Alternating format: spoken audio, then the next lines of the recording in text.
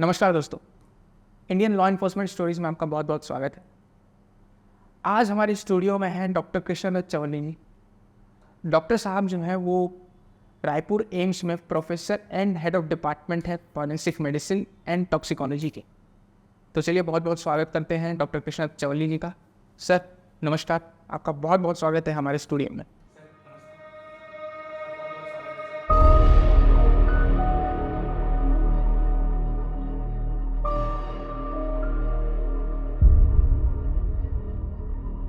क्योंकि law, criminal law ऐसा है, क्रिमिनल लॉ में जब भी आप किसी को पनिशमेंट, इंडियन क्रिमिनल लॉ क्या क्या मानती है कि आप 100 ऐसे लोगों को आप फ्री छोड़ दें जिन्होंने गुनाह किया है। गुनहगार चले जाएं लेकिन एक बेगुनाहगार फंसना नहीं चाहिए, उसको पनिशमेंट नहीं होना चाहिए।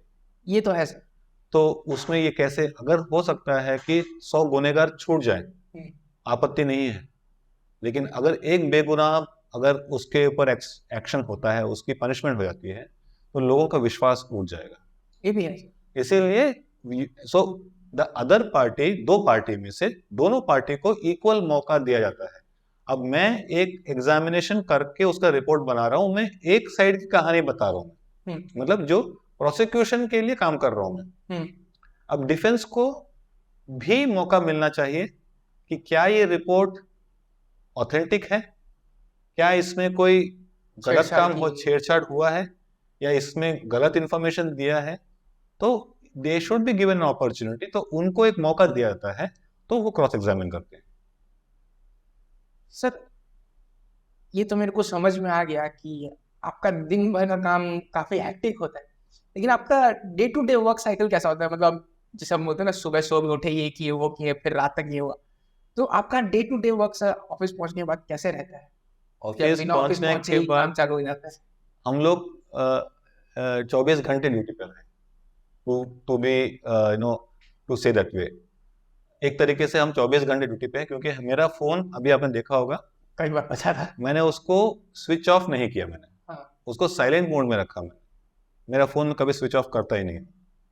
फोन बदलूंगा, सिम शिफ्ट जाएगा, बट स्विच ऑफ नहीं होगा। फोन स्विच ऑफ नहीं होना चाहिए। नहीं करता हूं मैं, क्योंकि कभी भी किसी को जरूरत पड़ सकती है और मुझे कॉल अटेंड करने की जरूरत पड़ सकती है।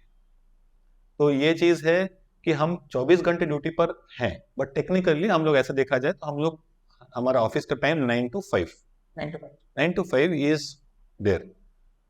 और नॉर्मल डेज, रूटीन डेज में 9 बजे, 9:15 बजे आप ऑफिस पहुंचते हैं। पहले हमने यहाँ पर एक नया कोर्स शुरू किया है, उसके पहले आप बता दो, ताकि मतलब एक आपको एक बैकग्राउंड मिल जाएगा। इंडिया में कहीं पर भी नहीं है, जो रायपुर एम्स में है वो है डीएम कोर्स इन टॉक्सिकोलॉजी, मतलब एमडी के बाद का कोर्स, सुपर स्पेशलिटी।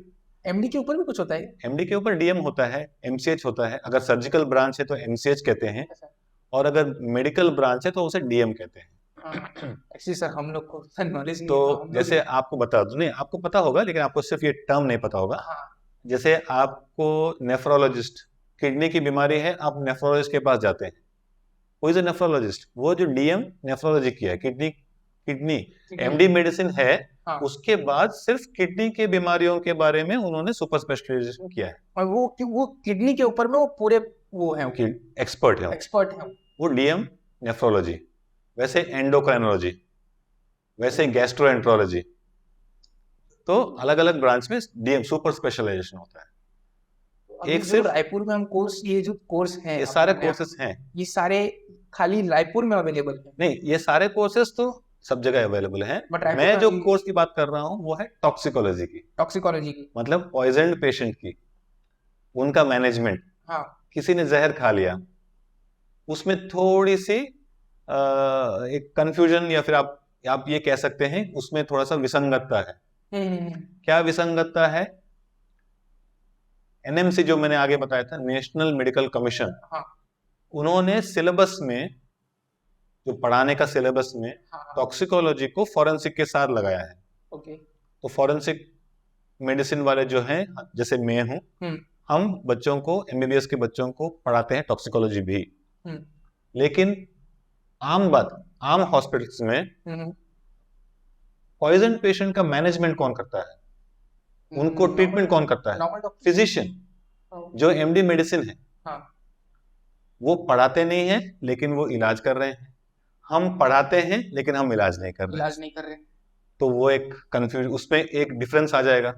वो कुछ पढ़ाते हैं बच्चों को जो हम, वो कुछ करते हैं जो बच्चे देखते हैं, हाँ। लेकिन हम कुछ और पढ़ाते हैं। हाँ। तो इसीलिए इसको हमने एलिमिनेट करने के लिए हमने प्लान करके हमने यहाँ पर एक नियम कोर्स शुरू किया है टॉक्सिकोलॉजी।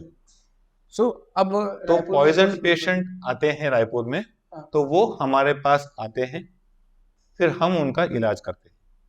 सर आप ट्रीटमेंट में भी आ गए हैं। हाँ, तो पहले जो सुबह मैं जाता हूँ, फिर एक राउंड, क्योंकि रात भर में कोई पेशेंट आया होगा, क्योंकि हमारे और डॉक्टर भी हैं, वो मैनेज कर लेते हैं, अनलेस मेरी जरूरत हो वो मुझे डिस्टर्ब नहीं करते। तो सुबह एक बार जा करके, कल के पेशेंट एडमिट होंगे, आज के नए पेशेंट आए होंगे, तो उनका एक राउंड ले करके उनका किसको हम डिस्चार्ज कर सकते हैं, किसका इलाज क्या करना है, वो हम डिसाइड करते हैं। वो राउंड हो जाता है। उसके बाद मेडिको लीगल केसेस का राउंड, जो रात में जो मारपीट का केस आ गया, कोई रेप का केस आ गया। सर आपने टर्म क्या बोला, वो जो medico something? Medico legal, medical legal, दो चीजें, मेडिकल लीगल शरीर के साथ जो हो रहा है, जो मेडिकल, और लीगल जो कानूनी तौर पे जरूरी है, तो मेडिको लीगल केस बोलते हैं उसको। तो मेडिको लीगल केस अगर आ गया तो उन सब का एक रिव्यू कर लेते हैं, क्या केस था, क्या किया गया, आगे क्या करना है इसके अंदर, ये प्लानिंग हो जाती है। दिन भर का प्लानिंग उसमें हो जाता है। ये राउंड लेते लेते हो जाता है करीब करीब 11 बज जाते हैं। 11 आप सिर्फ राउंड ही लेते हैं? राउंड ही होता है, क्योंकि हमारे पास पेशेंट फिर भी कम है। बाकी आम अदर डिपार्टमेंट, मेडिसिन की बात करें या फिर हम सर्जरी की बात करें, या पीडियाट्रिक्स की बात करें, उनमें ज्यादा पेशेंट होते हैं। बट सर आपका जो डिपार्टमेंट है, ये देखा जाए तो एक हाईली स्पेशलाइज्ड डिपार्टमेंट है। बिल्कुल। तो आप लोगों का जो वे ऑफ थिंकिंग है टुवर्ड्स द ट्रीटमेंट, कि इस पेशेंट का करंट कंडीशन ये है, ये भी हाईली स्पेशलाइज्ड होना होगा। आपको काफी सारे वेरिएबल्स को काउंट करना होता होगा। बिल्कुल बिल्कुल बिल्कुल, ये ऐसा आसान नहीं है।